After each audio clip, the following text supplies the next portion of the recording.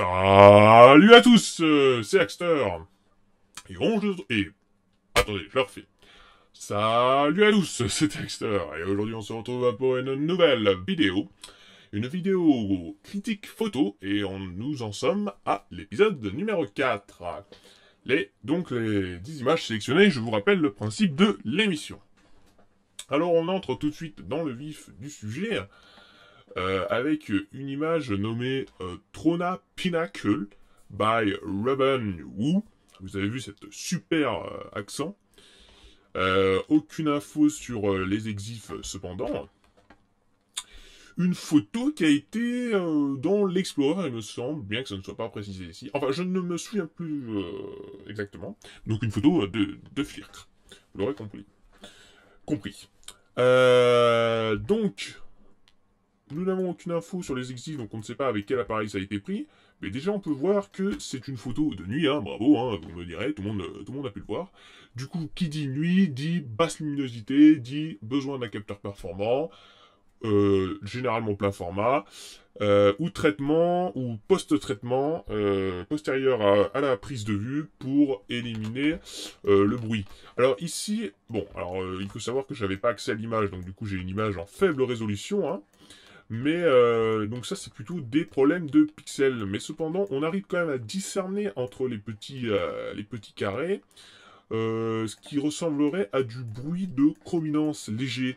Bon alors la personne qui a fait ça maîtrise le post-traitement hein, vu les effets de lumière. Du coup, je pense que ça a été volontaire de pas effacer tout le bruit de chrominance parce que j'ai vu récemment, avant je croyais que c'était totalement non destructif, mais en fait le bruit de chrominance quand vous l'effacez, vous perdez quelques valeurs de couleur, ça veut dire que le rouge sera moins vif, le jaune sera moins vif. On peut cependant contourner le problème assez facilement en ajoutant un petit peu de vibrance ou de saturation par exemple. Enfin, bref, là, je pense qu'il y a peut-être un tout petit peu de bruit de chrominance, parce que j'hésite entre la compression du JPEG et le fait que ce soit une image en faible résolution, avec beaucoup de pixels. Et il faut savoir aussi, je ne sais pas si vous l'avez remarqué, mais on voit qu'il y a une sorte comme de filtre, voilà, de filtre, qui a été bien sûr appliqué en post-traitement. Un filtre rouge, voilà. Un filtre ou un dégradé qui serait rouge-marron, rouge clair, rouge-marron, le rouge à fond saturé et à fond lumineux. Pour donner un peu cette couleur rouge-bordeaux sur l'ensemble de l'image qui nous décontraste un peu toute l'image. J'entends par décontraster, c'est-à-dire, voilà, vous voyez, là je vais contraster l'image. Moi c'est plutôt le genre d'image que je préfère. Et là, je la décontraste. On voit une sorte de halo blanc apparaître. Et quand on remet à 0, eh bien, on voit que lui, il a préféré une petite halo qui donne vintage, qui est peut-être dû à la caméra. Je ne sais pas trop. Voilà. Après, à part les détails techniques, c'est tout de même une photo assez intéressante parce que bon. Déjà, dans l'arrière-plan, on voit une sorte d'aurore boréale, qui apporte un peu de matière, si vous voulez, parce que bon, la moitié de la photo... Alors, attendez.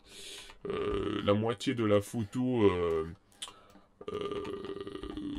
est composée de ciel, quoi. Hein. Si on vient au niveau de la composition, hein, voilà. Hein, la moitié, à peu près, la moitié de la photo est composée de ciel. Donc, c'est bien de faire un petit peu de remplissage ici. Parce que cadrer un peu plus là, je pense pas que ça aurait été nécessaire pour finir le rond, peut-être, mais pas plus loin, quoi. Hein. Ça servait à rien d'aller jusqu'à là. Mais avoir quelques petites étoiles aussi, ça peut être marrant. Et un rouge et un jaune et un bleu, on voit aussi du bleu, du blanc, enfin voilà, pas mal de couleurs, une opposition assez spectaculaire. Voilà, une photo qui m'a interpellé. Nous allons tout de suite passer à la seconde image, qui cette fois, nous l'avons en un peu plus grand, nommée Toyota GT86 by Igor Maminta, prise cette fois-ci au Nikon D800. Alors, tout de suite, quand j'ai vu cette image, ce qui m'est apparu de prime abord, c'est son côté illustration. Voilà. j'avais l'impression que c'était une sorte de dessin vectoriel ou encore de peinture. Pourquoi? Parce qu'ici, bon, ça commence un peu à pixeliser là, mais on voit ici des aplats de couleurs, c'est-à-dire qu'on n'a aucune information de détail. On pourrait prendre la couleur et peindre avec un pinceau au-dessus, ça rendrait pareil. Donc ici, voilà, on a où il y a une perte de détails. Alors vous voyez ici, avec cet effet de flou filet, on a quand même pas mal de détails dans le goudron, hein. On voit qu'il y avait des irrégularités. Je vais y arriver. Mais là, on voit, ça a peut-être été volontaire de sa part, en tout cas, on voit que c'est une photo vachement retouchée, hein. Voilà, ça c'est évident, ça saute aux yeux, on va dire. Ça se voit tout de suite. Très beau effet effilé. Alors je sais pas si ça a été de la post-prod, j'hésite quand même, parce qu'à avoir une voiture sur une trajectoire parfaite comme ça, et l'ombre a l'air un peu fake, vu l'éclairage, enfin je ne sais pas. Mais vu son design un peu dessin, je pencherais peut-être pour un rendu 3D. Ah oui, mais c'est au Nikon, donc je dirais que ça peut être une bagnole qu'il a appris au Nikon dans un studio. Ah oui, mais il y a cet éclairage, donc je ne sais pas. Mais ça m'a l'air un peu fake, vous voyez, c'est comme les éléments de CGI, enfin les éléments 3D, s'ils sont un peu trop réalistes, puisque au départ ils sont parfaits, hein, c'est à nous de les duster, enfin de mettre un peu de terre, etc., de travailler la texture, et là la texture on a un peu tout perdu, c'est comme s'il avait fait un lifting, comme s'il avait maquillé totalement la caisse, quoi, la bagnole. Et puis on a un petit dégradé assez moche quand même ici. Il aurait pu le travailler, hein. Peut-être que c'est la mise en ligne, où il a enregistré en TIFF 16 bits, ou je ne sais pas exactement. Mais on a un petit dégradé pas trop top. J'ai vu aussi qu'il y a un plugin qui pour partir d'une image, là on dirait que c'est fixe, on peut créer une sorte de flou de mouvement comme ça, suivant l'angle, etc. Mais je ne l'ai pas encore testé. Sinon des belles couleurs, hein, orange avec un bleu, voilà. Un peu de complémentarité, jaune aussi. On passe à l'image suivante, sans titre, donc c'était le nom de l'image, hein, excusez-moi. Alors lui, il a un nom compliqué, mais il fait des bonnes photos, donc je l'excuse. Il s'appelle Kizi Vacharako Monfan, ou Monpan, je ne sais pas. Et on n'a aucune donnée sur les exifs. Alors, première chose qui nous frappe quand on voit cette image, cependant, ouais, c'est un problème de taille. C'est pourquoi elle a les cheveux bleus. Enfin, c'est quoi? Enfin, il y a un truc qui nous gêne. Il y a un truc qui nous gêne et on se dit, soit le gars, il a passé des heures en post-prod, soit il y a une différence. Qu'est-ce qu'il a mis? Il a mis un filtre, il a mis quoi? Alors, je vais vous révéler le secret. C'est une photo infrarouge. Vous avez bien entendu infrarouge. Alors là, je pourrais en parler pendant des heures, puisque l'infrarouge est une technique photographique qui m'intéresse particulièrement pour l'originalité de ses rendus. Excusez-moi la piètre qualité de l'image, il ne voulait pas qu'on la télécharge, donc j'ai dû prendre une petite prise d'écran. Mais voilà, c'est une technique vraiment spéciale. En gros, l'avantage de cette technique, c'est que ça va vous faire sortir la peau comme s'il y avait du maquillage dessus, donc même si vous en avez pas, quoi, une sorte de peau laiteuse comme ça, plastique, un peu dans le genre des ingénieurs dans Prometheus, si vous voyez le genre. Voilà, une peau blanche, un peu laiteuse, un peu comme si elle était malade, mais bon, voilà, ça fait un effet. Tout en gardant les dégradés d'ombre et de modelage, etc. Donc c'est quand même assez intéressant. C'est pas un vulgaire Ike, hein, qui va supprimer toutes les données dans les hautes lumières. Non, non, non. Là, on est dans quelque chose de beaucoup plus subtil, qui garde vraiment toutes les dégradés de l'image et tout ce qui fait sa beauté. Dans le blanc. Et va nous transformer, alors là, les cheveux en bleu, mais vous verrez, les rendus de feuillage, etc. sont blancs. Enfin bref, ça donne un effet d'une autre planète. Et surtout, pourquoi? Alors en fait, c'est parce que soit... Alors là, c'est son appareil, même si on n'a pas les exifs, je le sais, c'est son capteur qui a été modifié. Puisqu'en fait, dans votre appareil réflexe numérique, il y a un capteur qui se place...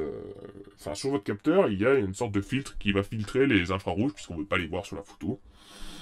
Et du coup, si on le retire, eh ben, on aura des rendus tout rouges, hein, pas comme ça. Et ça, c'est en fait en inversant certaines couleurs, et que le capteur aura capté que des infrarouges, et bien en post-traitement, en jouant avec la balance des blancs et dans le mélangeur de couches dans Photoshop, on peut rapidement arriver à un rendu comme ça. Donc déjà, il faut faire un pré-post-traitement, j'ai envie de dire, avant de commencer à attaquer l'image, puisqu'on a une image brute, un RAW bien sûr brut, en rouge. N'essayez pas de faire du RAW avec du JPEG, vous allez à la catastrophe. Enfin voilà. Sinon, on peut utiliser donc des filtres, hein, des filtres, le plus connu étant le Hoya R72, qui correspond à la fréquence de 720 nanomètres. Et en fait, ce filtre se place devant votre objectif, comme tous les filtres, vous me direz, et il va filtrer la lumière ambiante et pour récupérer uniquement les infrarouges. Par contre, il agit un peu comme le filtre neutre. Du coup, c'est un filtre presque opaque quand vous regardez à travers. Du coup, il va vous falloir des temps de pause vachement longs pour saisir une image. Et donc, quand on photographie un modèle, le modèle va forcément bouger et il va pas pouvoir rester 15 secondes sans bouger. Et si vous augmentez vos ISO, même à ouverture maximale, vous allez pouvoir peut-être arriver à 1/30, mais l'image sera tellement dégueulasse niveau ISO, quand vous serez à une 6400 et 1/30 de vitesse, que qu'il y aura tellement peu de matière que, voilà, autant avoir du flou, quoi, hein, et trouver un intérêt artistique. Bon, eh bien, sinon, pour la qualité de l'image, très beau profil. Et puis, alors, c'est quand on regarde un peu plus, on voit qu'en fait, ici, ce sont des bambous, hein. Mais ça faisait très, je trouvais très toge romaine, ambiance romaine, et vraiment l'infrarouge, c'était un très très bel infrarouge. Donc, moi qui suis fan d'infrarouge, forcément, il faut s'y intéresser. Et donc avec capteur modifié en plus, donc très bel infrarouge. Ok, on passe à l'image suivante, une image d'un tout autre genre. Sans titre encore une fois, ils se sont pas foulés les gars. By Gione Izagire Uriya. Ok. Aucune information sur les exifs, ce n'est pas grave. Bon, vous en avez vu des centaines, des images comme ça sûrement, hein, si vous avez parcouru les sites d'images en ligne. Celle-là n'a pas tellement plus de choses que les autres, hein, mais je vous rassure, mais c'est juste que je l'ai trouvée intéressante, sans plus ni moins, ni plus ni moins. Donc une image prise à très haute vitesse, avec on voit un flash, sûrement un flash à haute synchronisation. Bon voilà, de l'eau, le bleu et le rose, couleurs qui se marient très bien. Il faut faire attention quand on se rapproche aussi près à la profondeur de champ, pour qu'on ait quand même un petit peu de netteté, hein, que tout soit pas flou, voilà, et qu'on ait que 2 pixels de net, et aussi au reflet que va produire l'eau. On voit ici par exemple qu'il y a un petit problème ici, hein, voilà, il y a le bord de la bassine où il l'a fait, ou etc. Alors c'est assez dur à contrôler, et déjà on a un bel arrière-plan bien flou comme il faut. Donc je ne lui reproche pas tellement. Après, en post-traitement, peut-être qu'il aurait été possible de modifier quelques trucs. Mais sur les bulles comme ça, les trucs réfléchissants, machin, c'est toujours chiant et compliqué à post-traiter. Sinon, très belle image, voilà. Regardez, pour vous détendre, à méditer. L'image suivante, sans titre encore, hein, excusez-moi, mais voilà, by Gione Izigara Uriya encore. De vraies petites mines d'or. Alors, c'est une prise macro, avec de la profondeur de champ, étant donné qu'on a quand même une grande zone de flou. Mais c'est vraiment intéressant, parce que, alors je pense que c'est une plume, hein, où il a mis un peu de brumidateur, là, enfin du truc qui balance des gouttelettes d'eau, vous m'avez compris. Et pour faire grossir certains détails, faire un effet de loupe et rajouter un peu de matière dans toutes les textures. Le noir et blanc est très beau, très profond. On voit qu'il a bien supprimé l'arrière-plan, ce qui était intéressant, hein. Bon, il aurait peut-être pu faire un petit dégradé ici, voilà, pour ajouter un peu plus de douceur voilà, un peu comme ici, entre, si vous voulez, la couleur blanche et la couleur noire, mais bon, enfin, grise. Mais bon, pas tellement nécessaire. Et puis, c'est peut-être pas du noir total ici, enfin, en tout cas, sur mon écran, on voit un peu de vieux dégradés, voilà, mais bon. C'est vrai que j'essaye de faire attention, moi. Alors, l'astuce que j'utilise pour faire ça, c'est j'ajoute une courbe et j'augmente au max. Vous voyez? Alors là, on voit tout de suite, en fait, où c'est pas noir. C'est-à-dire que là, il reste des informations de pixels. Hein, ça veut dire qu'on a des couleurs, des variances. Hein. Alors quand on est éteint, on va plus rien voir, mais voilà, on voit quand même qu'il y avait quelques dégradés un peu moches. Ça veut dire qu'en fait, il a pas peint par-dessus en noir. Et pour régler ce problème, en fait, vous créez un calque, vous me prenez une couleur noire et vous allez peindre tout simplement par-dessus. Hein, voilà, vous peignez par-dessus, ou en tout cas de la couleur que vous voulez, hein, s'il veut utiliser cette couleur, je ne sais pas exactement. Voilà. Et là, quand on active, vous voyez, hop, et on peut en temps direct annuler les dégradés. Voilà, alors là, je le fais très rapidement, hein, pour que vous compreniez la technique. Comme ça, après, en zoomant, on est sûr que c'est du noir profond, même si notre écran ne voit pas, même si notre œil ne le voit pas. Ce qui est assez compliqué, après, de distinguer les différentes nuances de couleurs. Mais grâce à ça, on peut arriver à un noir très épuré. Voilà. Mais c'est vraiment des réglages subtils. Parce qu'après, sinon, l'image, il n'y a rien à dire. Elle est très intéressante. On a peut-être une légère bichromie, c'est-à-dire que ce n'est pas un noir et blanc total. Et on a quand même un peu de bleu. On dirait qu'il y a du filtre Ink, si vous connaissez dans Nixoftware Color FX Pro 4. Mais je ne m'avance à rien. Voilà. Très contrasté, etc. Passons à l'image suivante. Pirata en el cielo by Ivan Day. Alors, on n'a toujours pas d'exif. Aujourd'hui, ce ne sera pas la journée des exifs. Mais une photo vraiment bête, mais marrante, quoi. Surtout, tu peux te demander si l'avion... Alors là, je pense pas que l'avion vole tellement haut que ça, puisque on peut peut-être distinguer des trains d'atterrissage. On aurait pu se demander, mais où est le mec qui a pris la photo, étant donné qu'il n'y a pas d'hublot, etc. Mais bon, après, petite réflexion, on voit que, voilà, il y a le train d'atterrissage. Je repère tout de suite qu'il y a des tâches, que son capteur est sale. Ça, mon ami, c'est vite fait, vite réparé avec le correcteur. Hein. Bon, c'est la base. Après, peut-être que... Donc, voyez les tâches. Hein, je vais vous les montrer. Elles sont ici. Et puis là, on a une autre... Si vous voulez, ce bout de ciel sert un peu à rien. Celui-là non plus. Enfin, voilà. On pourrait un peu chipoter. Après, il y a quand même des belles couleurs. Mais on dirait que monsieur a poussé les ISO. Et là, je suis sûr, puisqu'on a quand même une résolution un peu supplémentaire... à pousser les ISO notamment dans la chromie et dans la luminance, ce qui altère fortement la qualité de l'image tout de même. Mais je suis impressionné parce qu'il ne semble pas y avoir trace de post-traitement étant donné les nombreux défauts apparents. Par exemple aussi le truc chromatique, là, zut, j'ai oublié. J'ai des petits trous de mémoire comme ça, surtout avec la langue française, mais... enfin, voilà, le truc chromatique, là, machin, dans Lightroom. Et du coup, il aurait pu facilement les enlever. L'aberration chromatique, voilà.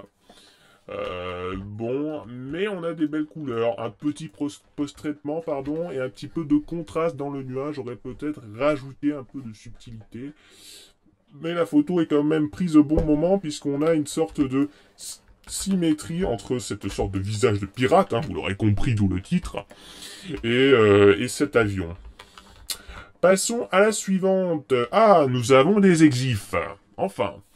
Donc, ça s'appelle Loop 328 sur 365, donc je pense que ça, c'est pas à vocation artistique, mais plutôt le nom de la photo, il a eu la flemme de le changer. By Oli, avec Canon OS 600D. Alors, le 600D, pour l'avoir testé, niveau vidéo, il est impeccable. C'est-à-dire qu'il n'y a rien à dire. Hein, voilà, c'est le comble. Il est vraiment impeccable. Mais niveau photo, malgré ses 18 millions de pixels, ça fait plus ramer Photoshop qu'autre chose, ces pixels, parce que c'est, on dirait des faux pixels, je sais pas, mais j'ai pas un tellement bon rendu que ça, niveau fidélité des couleurs, etc. Bon, ça pouvait venir de mon objectif, mais j'étais avec un 50 mm, un 8, donc je ne vois pas, c'est un objectif normalement de bonne qualité, et que je ne retrouve pas ce défaut sur mon 20D, par exemple. Alors, cette image, c'est bon, bah, c'est une sorte de macro avec beaucoup de flou autour. C'est vrai que c'est toujours dur quand on se rapproche du sujet. Des belles couleurs, j'ai envie de dire, il n'y a pas besoin de rajouter d'autres couleurs. Pour une fois, c'est un beau vert. Hein. Moi qui ai pas mal de mal avec les verts.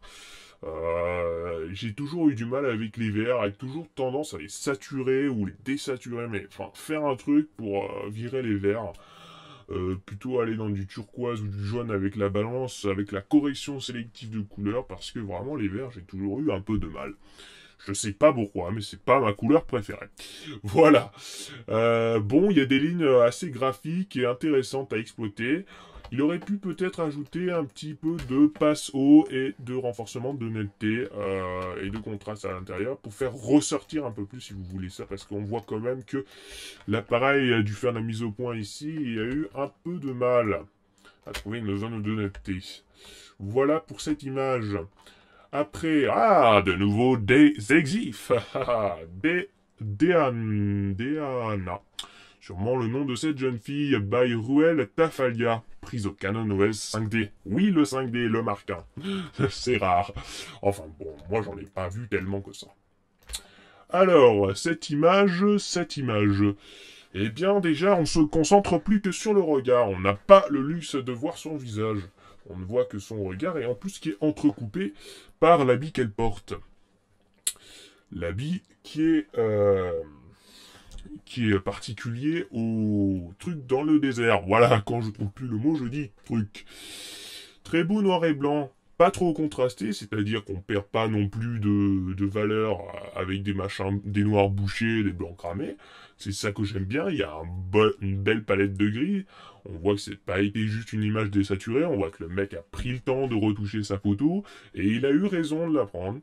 Il y a une zone de netteté, la mise au point a été faite sur les yeux. Donc c'est donc tous les critères pour le portrait ont été réussis. En plus, on coupe un peu le haut, donc c'est pas mal. Ça nous donne un effet un peu d'étouffement, mais on s'en fout puisque justement, ce qu'on veut voir, c'est ses yeux, c'est son visage, voilà. Et on laisse une part. Bon, alors j'ai vu en fait, j'ai vu notre photo où on voyait son visage, mais ça nous laisse une part, si vous voulez, au spectateur d'imagination, c'est-à-dire voilà, lui cacher certaines choses, par exemple ici toute la partie inférieure de son visage, pour que lui-même il place ses émotions, etc. Sans tout nous montrer. C'est toujours quelque chose d'intéressant à exploiter en photo. Ou en image en général. Hein. Et bon, on voit un léger peut-être post-traitement, une sorte de dodge and burn sur les yeux qui aurait peut-être pu être un peu accentué, mais je dis bien peut-être, qui n'est pas forcément nécessaire. Voilà, très beau, noir et blanc. Ensuite, Crocodile by Fiorella Scatena. Alors, c'est une image toute petite. Désolé pour la résolution vachement faible. Pas trop eu le choix. Donc, vous avez de toute façon des références en haut à gauche, si vous êtes intéressé. On n'a pas les exifs, mais là, c'est pas plus pour la qualité photo, de la photo techniquement, de la photo, quoi. L'originalité, c'est plus, voilà, pour la mise en scène, et justement, cette originalité du hand painting, hein, donc tout ce qui est body painting, hand painting, enfin c'est les peintures sur le corps, ça, s'il y a un artiste talentueux derrière, ça peut vraiment donner quelque chose d'intéressant, d'incroyable. Voilà. Et une des façons est de le mettre en photo, et c'est pas une photo dégueulasse non plus. C'est-à-dire que bon, on a une profondeur de champ gérée, une mise au point sur l'œil du crocodile, etc. C'est-à-dire qu'on a ici un partenaire créatif, un projet en commun où deux artistes se sont réunis, un pour présenter l'œuvre de l'autre. Voilà, je trouve ces choses très enrichissantes et intéressantes à développer. Voilà, très belle photo, jugez de vous-même. Ensuite, nous allons passer à notre dernière image. Cette fois, on l'a en un peu plus grand. Ah, excusez-moi, je n'ai pas lu les exifs, et là, ils sont intéressants. Alors, c'est le 6e Street ATX, avec une suite de chiffres. Je vous les épargne. Explored, by Jeff Vaillancourt, prise au Canon EOS 1DX. Meilleur appareil photo de Canon, me direz-vous. En tout cas, celui qui est le plus haut de gamme. J'ai envie de dire, pourquoi pas, puisque c'est une photo qui semble être prise de nuit. Je suis même sûr qu'elle est prise de nuit. Du coup, un capteur plein format est conseillé, oui, c'est ce que je voulais dire, est conseillé pour avoir un minimum de bruit sur l'image. Je n'ai pas l'impression qu'il ait fait de retouches dans le bruit, puisque, bon, sans non plus extrêmement zoomer, on voit ici que ce ne sont pas des pixels, des carrés, mais du bruit.